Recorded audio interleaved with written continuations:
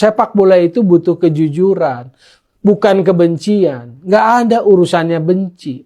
Benci itu hanya untuk orang-orang kerdil yang picik hatinya gitu loh. Itu satu. Yang kedua, saya apresiasi, nggak pernah tidak mengapresiasi. Towel, lempar batu sembunyi tangan. Mungkin itu adalah peribahasa yang tepat disematkan ke dalam diri Anda. Yang benci itu siapa? Yang picik itu siapa? Yang pikiran kerdil itu siapa? Semuanya tentang kamu, tentang dirimu, tentang seorang Tommy Welly, tentang seorang towel, tentang seorang handuk.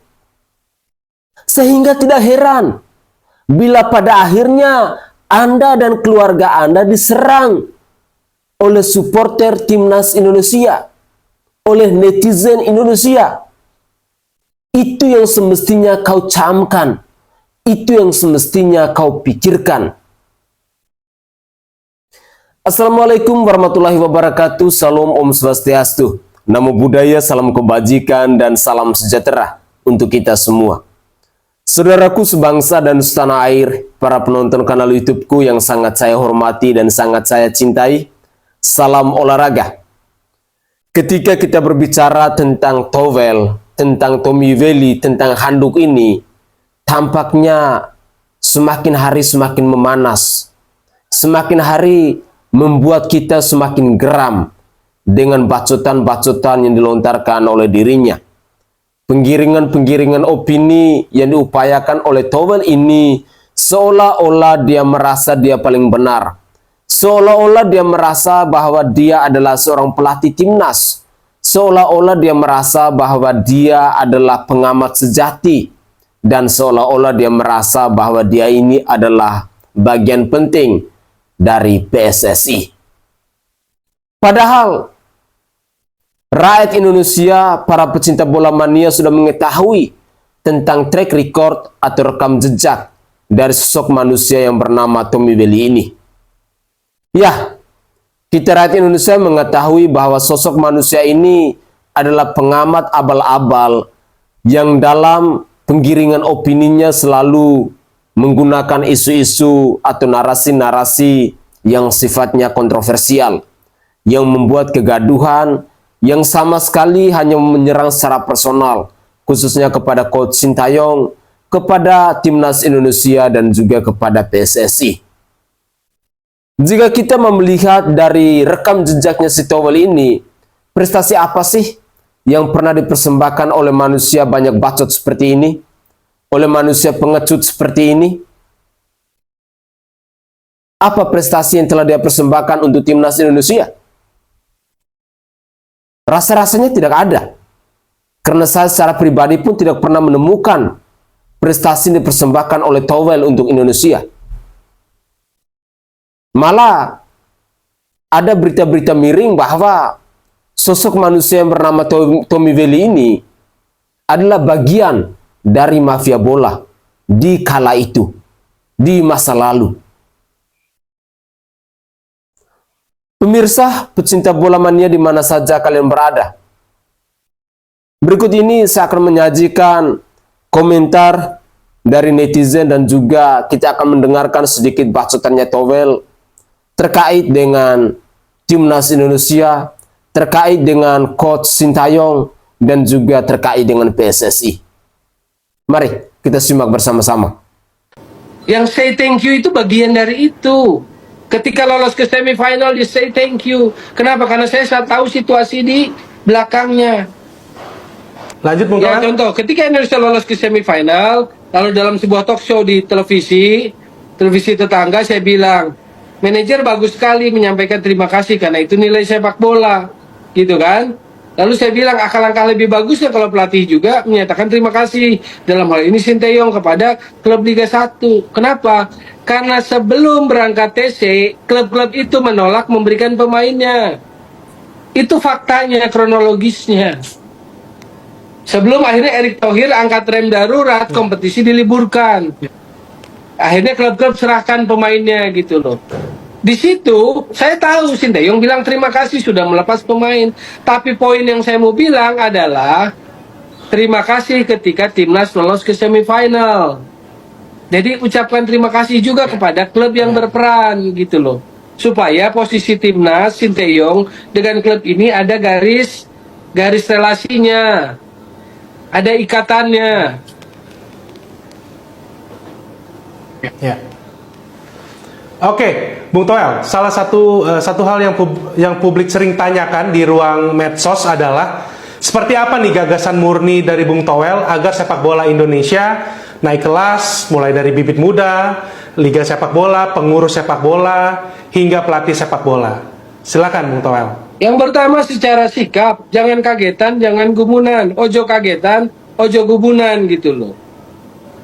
Kita mengapresiasi pada hal yang pada proporsionalitas yang bagus gitu loh. Jangan kita siap menang tapi begitu kalah kita nggak siap, begitu kalah kita cari kambing hitam, begitu kalah kita menyalahkan orang lain. Apa vitamin sepak bolanya buat kita kalau kayak begitu gitu loh. Saya sudah pernah di federasi dan saya tidak berniat ada. Gagasan saya mengawasi aja organisasinya gimana, bener nggak, dikelola oleh orang-orang yang bersih nggak, yang punya track record bagus nggak, gitu loh. Yang gelap-gelap tahu diri lah, mundur. Kompetisi dikelola dengan bagus nggak, integritas sepak bola berjalan baik nggak, tim nasional pada koridor yang bener nggak, pembinaan football development dijalankan dengan baik maksimal apa enggak, penegakan hukum sepak bola jalan apa enggak, gitu loh. Oke, Bung Toel. Agak lain kau, agak lain bapakmu, agak lain kau sekeluarga. Agak lain kau, agak lain bapakmu, agak lain kau sekeluarga. Jadi kiper cadangan terus, keluarganya enggak diurus. Di film dia berbakat, sama bapaknya enggak dekat. Semenjak si Toel ini membeda-bedakan antara pemain lokal dengan pemain keturunan, ini ternyata berdampak negatif terhadap mental pemain timnas kita. Karena begini, contohnya tadi malam deh, yang pertama kali ngegolin tuh kan pemain keturunan tuh, si Ivar Jenner kalau nggak salah.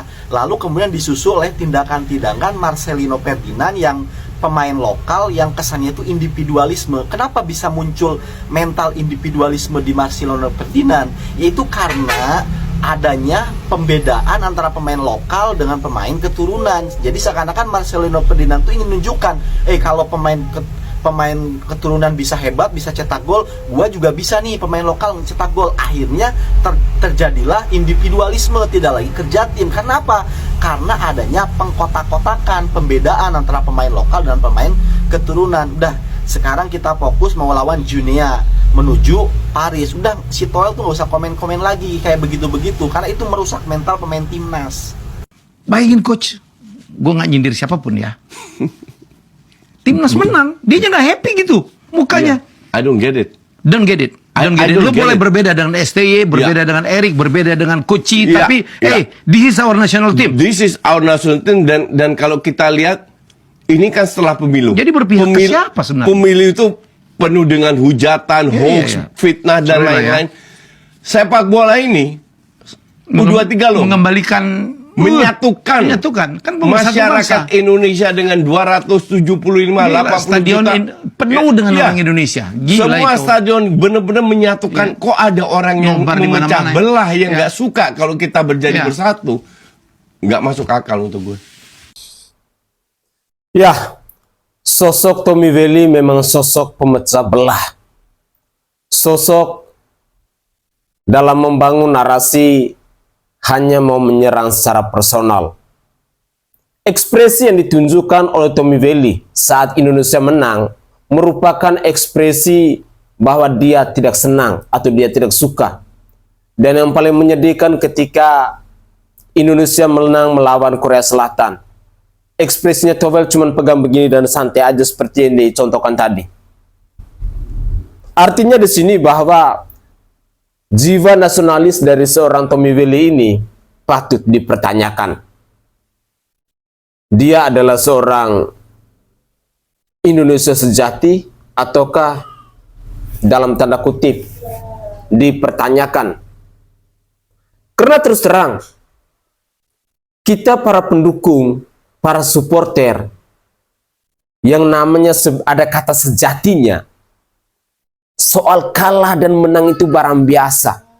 Kita selalu berada di belakang timnas Indonesia untuk mensupport mereka, untuk mendukung mereka, untuk memberikan motivasi kepada mereka agar mereka tetap semangat, mereka tetap bangkit. Ketika ada kesalahan dilakukan oleh timnas Indonesia, kritiklah mereka dengan cara-cara yang elegan, bukan cara-cara pengecut, bukan hujat menghujat, bukan mencaci maki dan menghina dina.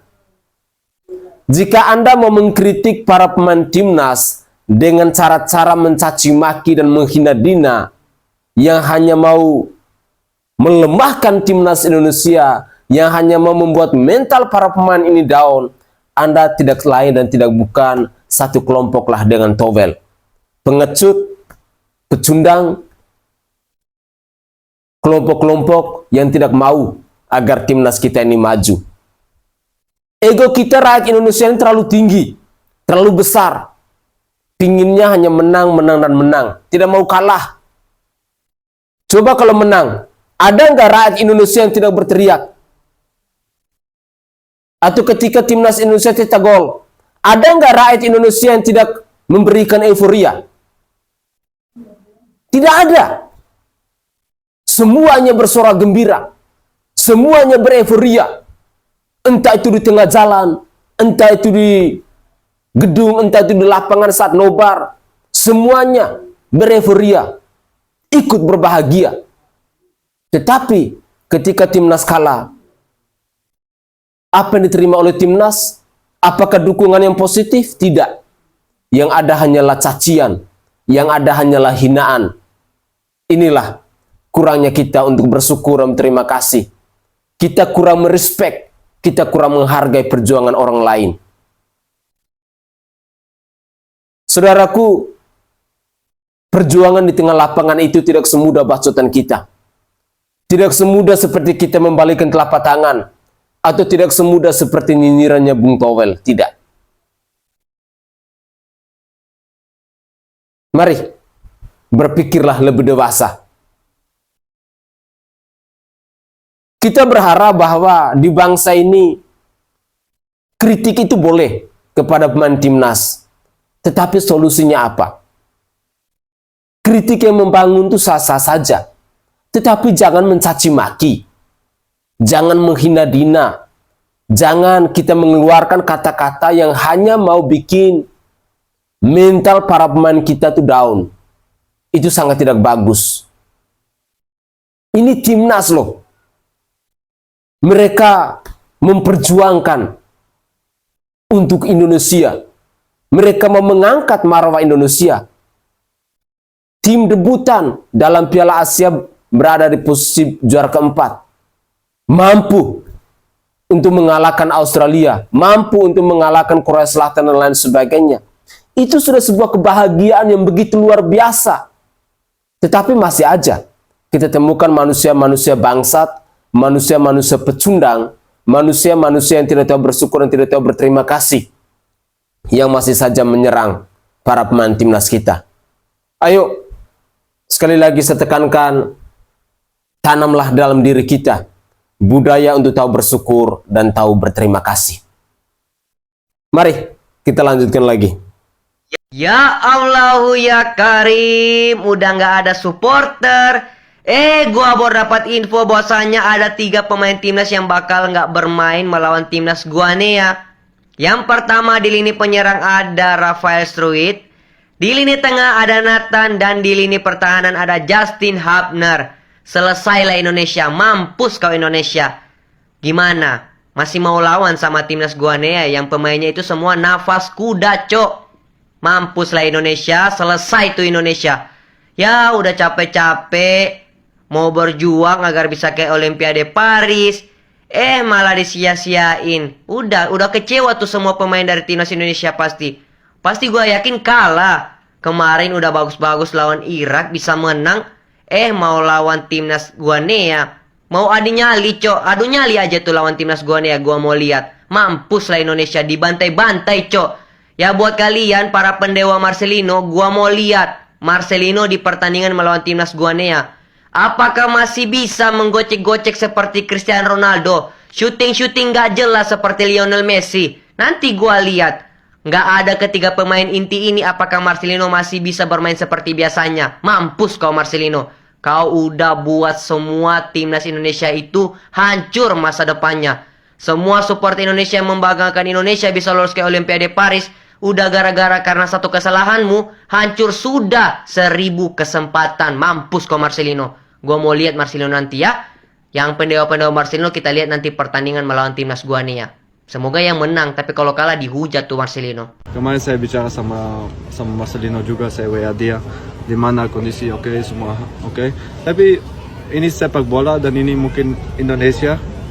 Menurut saya dia tidak melakukan hal yang buruk atau dia tidak lakukan masalah. Cuma mungkin decision making waktu itu mungkin tidak terlalu baik, tapi ini sepak bola juga tidak bisa selalu ambil decisi yang bagus atau selalu bikin assist atau gol. Dia coba, dia kasih keras buat negara. Buat saya tidak usah kasih hujan ke dia. Dia masih muda. Tapi yang penting saya juga bicara sama dia. Pasti hal ini lakukan lebih banyak kali lagi. Yang paling penting kamu how do you overcome it and how do you deal with the comments, you know? For me, if we have a star player in Indonesia, talent sangat baik, kita tidak usah kasih dia down. Kita cuma harus kasih dia motivasi supaya bisa lebih bintang lagi. Tapi negara di sini kalau kita main mungkin tidak bagus atau hasil di sini tidak baik, kita selalu ambil kesempatan ini untuk we always look for a person to blame, you know. And I don't think that's the right thing to do. We have to lift each other up. It's our country, it's our national team. So even in the bad times, we have to cheer up, you know. And for Marcelino, especially nowadays, yeah, this is football and he has to deal with it. He's a strong guy, as I know him. He also told me that he don't care too much about it, but of course it's not ideal, let me say it like that. Maju Pak, persiapannya Pak. Iya jelas. Ya Pak, jadi persiapan squad Garuda Muda bagaimana Pak? Yang seperti saya sampaikan bahwa dalam menemukan generasi emas itu tidak mudah. Ya, kita bisa lihat ketika Belgia menemukan generasi emasnya. Ya, lalu Portugal menemukan generasi emasnya. Nah, hal ini sedang terjadi di Indonesia. Dan ini bukan sebagai putaran generasi emas setiap 5 tahun, belum tentu 20 tahun dapat. Nah, karena itu generasi emas ini benar-benar kita persiapkan dengan berbagai program. Contoh, misalnya untuk memperkuat mental mereka, kita tandingkan dengan Argentina. Untuk memperkuat mental mereka, kita juga pasang target-target, termasuk sama Coach Sintayong. Jadi ketika pemain lihat, oh Coach Sintayong ditargetin 16-8 besar, ya mereka akan menjadi bagian itu. Dan kita bisa buktikan bagaimana kita juara SEA Games setelah 32 tahun. Kemarin pertama kali juga tim senior kita masuk 16 besar, belum pernah.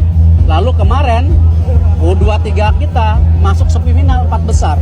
Mengalahkan yang namanya Korea ranking 23, mengalahkan Australia yang ranking 25. Ini suatu hal yang ini, tetapi ini jangan memabukkan. Karena kembali ya persaingan akan makin ketat. Ketika Indonesia sepak bolanya bangun dari tidur, pasti semua negara kalau Indonesia bisa, kenapa kita nggak bisa?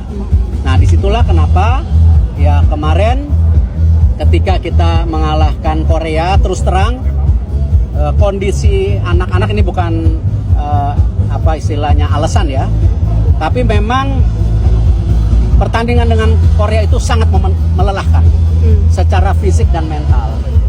Dan ketika lawan Uzbekistan, seperti disampaikan Coach Sintayong, mereka sudah ada pressure. Ya makanya ketika lawan Uzbekistan bukan yang terbaik. Kemarin lawan Irak sudah recovery, tetapi ada 2 gol yang memang menurut ya kita bisa lihat memang daripada kesalahan kita. Ya bukan suatu gol yang indah. Nah inilah yang saya minta kemarin sebelum bubar ya, dan kasihan mereka udah hampir 1 bulan nggak liburan loh. Ya lebaran nggak pulang, nggak ketemu orang tua. Tetapi saya bilang kalau kita tentu angkat bendera putih, ya udah mimpi kita ke Olimpiade hilang. Nah saya tanya sama mereka, mereka ingin masih bermain nggak? Masih. Nah salah satunya saya bilang tidak mungkin kita pulang pergi lagi ke Perancis. Ya itu akan nambah yang namanya stamina kita akan terus drop. Apalagi kita lihat banyak pemain yang masih cedera.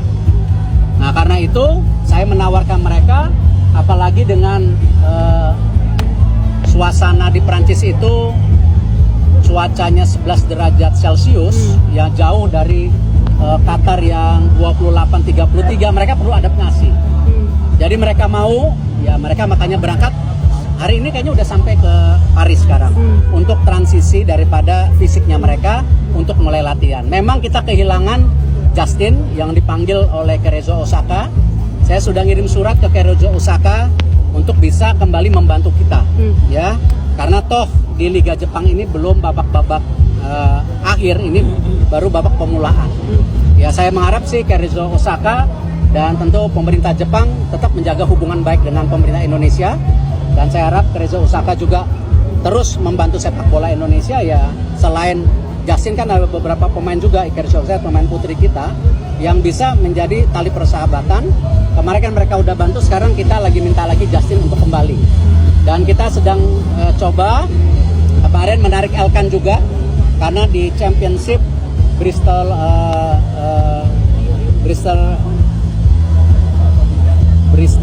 City atau Rovers ya, itu Bristol Rovers sudah tidak bermain. Ipswich juga udah naik ke Premier League. Nah kita lagi coba merayu untuk bisa melepaskan, tetapi Justin dan Elkan mau.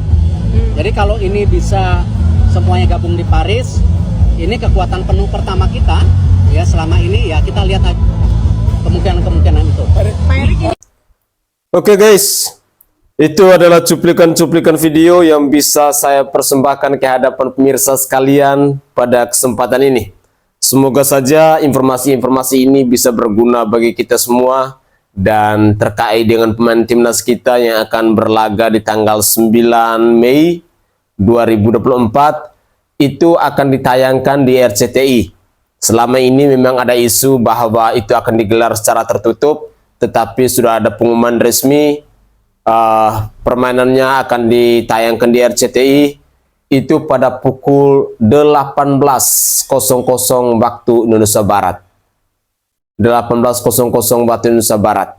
Semoga saja tidak ada kendala dalam acara tersebut, khususnya dalam siaran di RCTI, karena isu yang beredar bahwa akan digelar secara tertutup lalu akan ditayangkan hanya di FIFA Plus. Tetapi yang terbaru kita mendapat informasi bahwa pertandingan antara Indonesia melawan Genua ini akan tetap ditayangkan di RCTI pukul 18.00 waktu Indonesia Barat. Pemirsa, saya secara pribadi mau mengajak kepada kita semua agar mari kita bergandeng tangan bersama-sama untuk terus mendukung para pemain timnas kita.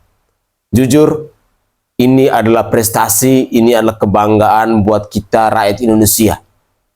Bayangkan, mereka adalah tim debutan, tetapi mereka sudah menggapai juara keempat di Piala Asia.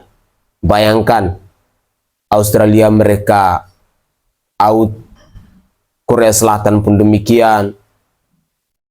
Padahal mereka ini posisinya jauh lebih tinggi daripada kita. Tetapi kita harus bersyukur, kita harus tahu berterima kasih bahwa perjuangan dari timnas Indonesia ini sudah sangat hebat dan sudah sangat luar biasa.